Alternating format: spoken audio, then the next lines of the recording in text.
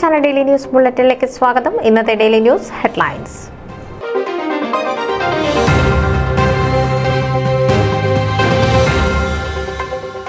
Mount Sinai church of God convention June 7, 8, 9 തീയതികളിൽ മുഖ്യ പ്രാസംഗികൻ pastor Aneesh Kavalam.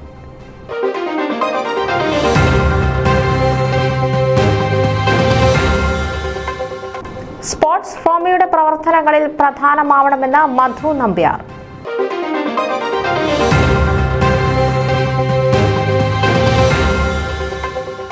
എയിംന scholarship Malayali നഴ്സുകൾക്ക് മികച്ച അവസരം.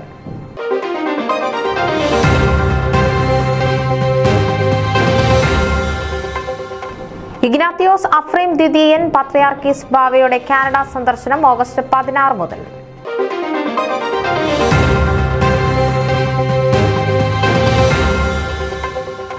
മദർ തെരേസ ജീവകാരുണ്യ സേവാ പുരസ്കാരം 2024 ഡോക്ടർ മേജർ നളിനി ജനാർദ്ദനന് നൽകി ആദരിച്ചു.